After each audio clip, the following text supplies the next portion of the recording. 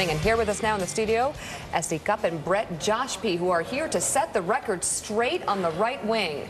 Are you ready? Ready. I brought Pat Buchanan along to help you with this. Love him. He's in Washington. Yeah. Check him out.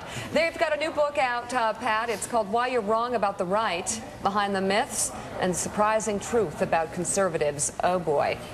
I got a lot I can share, too. But we'll let you guys start, because there are a lot of myths. Brett, you want to name them? Well, there's 20 that we address 20? in our Good Lord. book. What are the key myths about the conservatives? I think the most substantive and offensive are the idea that Republicans are racist, Republicans are warmongers, Republicans hate the planet.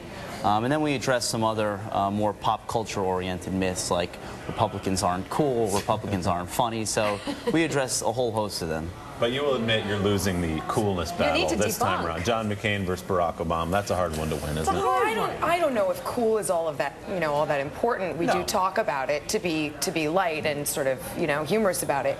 But Republicans that I know, conservatives that I know, are surprisingly cool. You have a whole contingent of punk Republicans now, and there's much cooler. Well, we've got one cool one for you, and that's Pat Buchanan in Washington. Oh, he's the coolest. There's also Joe.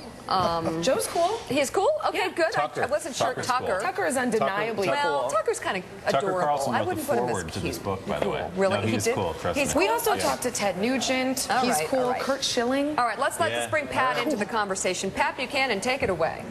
Okay, well, Tucker's definitely cool, no doubt about it. I'm not sure about me and Joe, quite frankly. We're a little hot, as they say in the McLuhanist sense. But let me ask you folks, is George Bush a conservative and is Dick Cheney? And if they are, how come they're not very popular? Oh.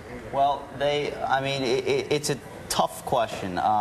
Bush is certainly a conservative in certain respects, as is Cheney, but certainly the Bush administration has failed to do a lot of things that conservatives would like, such as downsizing government, reducing spending. So it's not a simple yes answer, but I still think at their core, ideologically, they are conservatives. However, I can't... I'm sorry, go ahead.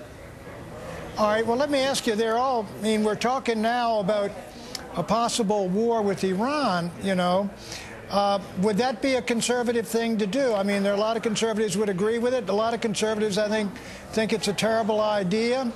I mean, is this conservative or liberal? I don't think that it's so much of a conservative versus liberal point. I think that most conservatives would probably err on the side of taking an aggressive stance towards Iran.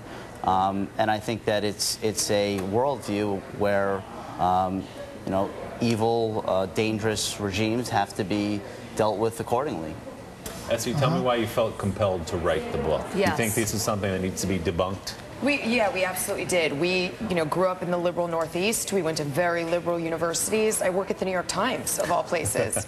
So we were very used to defending ourselves, and it came to the time where we decided we need to put this on paper, and we hijacked some much-needed gravitas from our 40 fantastic contributors and really tackled these head-on. How's it going over at the New York Times? They love it. Yeah? They love it. Also in Washington is Andrea Mitchell, who has a question as well. Yeah, Andrea. I have a quick question for Cupp.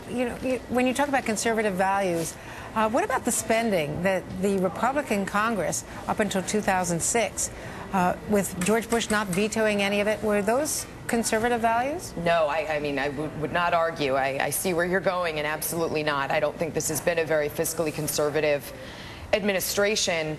I'm behind all of the war spending and the defense spending, but otherwise, no, I think they've been pretty fast and loose. Pat Buchanan? Right, well, let me ask you, because one of the dividing issues, of course, is the social issues have divided Republicans very deeply. Generally, conservatives have tended to be pro-life, and out in California, they would oppose gay marriage, and they'd probably support that referendum to overturn it. Tucker Carlson might take a different view. He's more libertarian. What is the conservative view on the issues like gay marriage and right to life? It's actually a lot more diverse than you might think. We talked to Patrick Salmon, the head of the Log Cabin Republicans, who rattled off a whole list of... He's a conservative? Yes. Well, yeah, he's the head of the Law Cabinet Republicans, and rattled off a whole list of pro-gay rights legislators.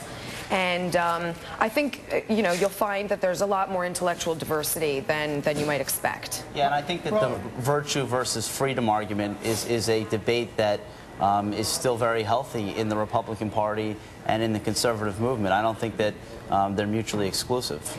All right, Brett Joshpe, S.E. Cupp, thank you so much for coming into the studio today. Lots of fun. The book is called Why You're Wrong About the Right.